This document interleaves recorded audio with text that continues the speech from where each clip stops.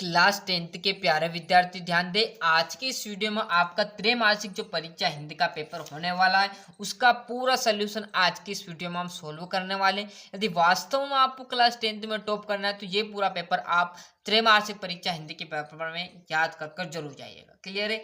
देखिएगा, एक एक चीजें आपको यहाँ पर मैं प्रोवाइड कराने वाला हूँ। तो प्रयोगवाद के जनक माने जाते हैं। जो प्रयोगवाद है उसके जनक कौन है? तो अज्ञे हैं। क्लियर है? एकांकी में कितने अंक होते हैं?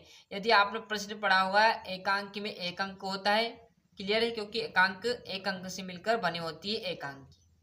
आत्मकथ्य के कवि हैं तो जयशंकर प्रसाद हैं।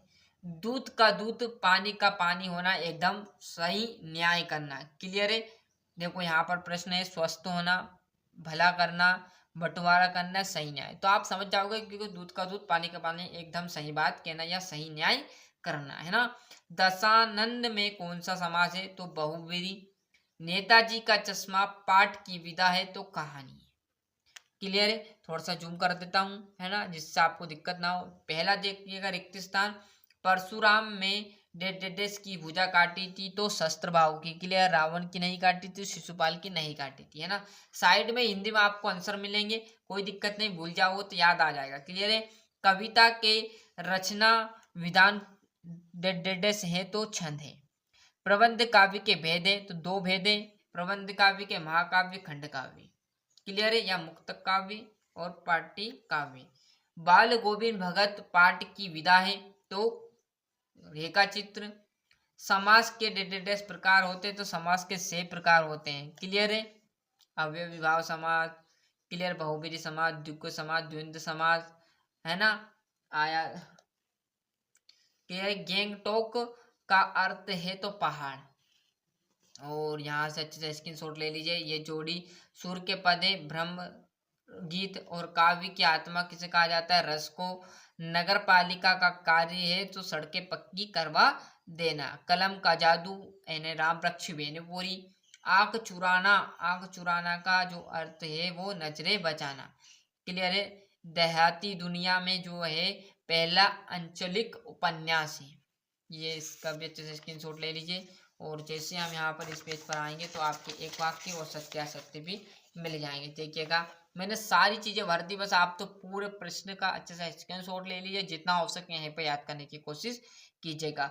कवि किसका स्वप्न देखकर जग गया था? मतलब सपना, मतलब जो सपना आते हैं, क्लियर है, सपने, वो सपने, है ना। तो प्रेम का सपना देखकर या स्वप्न देखकर, है ना।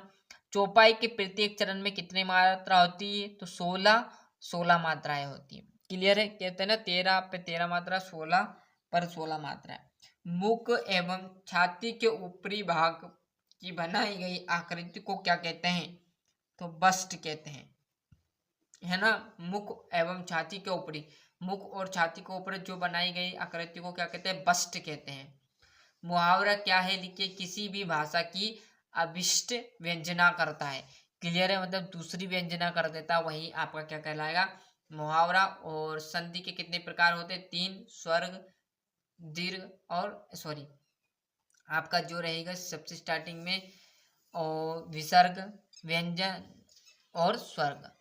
क्लियर है? और ये आपका छठा सत्यासत्य देखिएगा, साधु संत बालकों के दोष नहीं देखा करते। क्लियर? रस के 4 प्रकार होते हैं। ये आप सत्यासत्य स्तर से आपके लगा लीजिएगा। क्लियर है? और यहाँ से छठे क्वेश्चन से आपके, यहाँ से छठे क्वेश्चन से आपके 2-2 नंबर के चालू होंगे। क्लियर है? वो क्वेश्चन आपको कर लेने हैं। और नहीं भी है तो प्ले लिस्ट क्लास 10th के नाम से डली हुई, वहाँ पर सारे क्वेश्चन आपको A to Z मिल जाएंगे। सरल भाषा में बढ़िया तरीके से याद भी हो जाएगा। और एक विशेष सूचना ये थी, यदि आप 9th से लेकर 12th तक कोई आपका भाई, कोई दोस्त यदि क्लास में हो तो उन्हें पेपर जरूर पहुंचाए, क्योंकि इस क्लास पर, इस चैनल पर आपका 9th से लेकर 12th तक के पेपर प्रोवाइड होंगे। तो फटाफट जिन विद्यार्थी के पास है कोई आपका, तो वो उनके पास चैनल के लिंक पहुंचाए, जिससे वो 9th के होंगे तो 9th के पेपर देख लेंगे, 10th के होंगे तो 10th के, 11th के होंगे 11th के, और 12th के होंगे तो 12th के पेपर देख लेंगे। क्लियर है? नई कविता की विशेषता आपको प्लेलिस्ट में मिल जाएगी। सूरदास जी की 2 काव्यगत विशेषता प्लेलिस्ट में मिल जाएगी। मैंने कहा ना 100% आपको वहीं पर प्लेलिस्ट फॉलो कर ली। जिस विद्यार्थी ने, वो क्लास 10th हो, चाहे 9th हो या 11th हो या 12th में, टॉप जरूर करेगा। क्लियर, सूर्य की दो काव्यगत विशेषता, ये आपको है ना वार्षिक परीक्षा में मदद देगा। क्लियर है, तो प्ले लिस्ट आप जरूर फॉलो कीजिएगा। क्लियर है, गोपियों द्वारा उद्धव को भाग्यवान कहने से क्या व्यग निहित है। क्लियर है, ये आप प्रश्न ये तो करना पड़ेगा। आत्मकथा सुनने के संदर्भ में अभी समय नहीं हुआ, कवि ऐसा क्यों कहते हैं। महाकाव्य किसे कहते हैं, महाकाव्य किसे कहते हैं। पाठ्य मुक्तक गेय मुक्तक में अंतर आपको मिल जाएगा। मान्यकरण अलंकार की परिभाषा मिल जाएगी। आत्मकथा जीवनी में अंतर मिल जाएगा। नाटक एकांकी में अंतर मिल जाएगा। राम वृक्ष वेनुपुरी की भाषा, यशपाल की दो रचना, मतलब मैंने कहा ना जितना हो सके वहां पर आपको 100% चीजें मिलने वाली। यहाँ से देख लीजिएगा। अनेकाति शब्द किन्हें कहते हैं। माता का आंचल शीर्षक की उपयोगिता बताते हुए कोई अन्य शीर्षक सुझाइए। मेरा विद्यालय अनुच्छेद लिखना है। और यहाँ से आप देखिएगा ये आपका पद्यांश, इसी में से आपको प्रसंग, संदर्भ और वाक्य करनी है।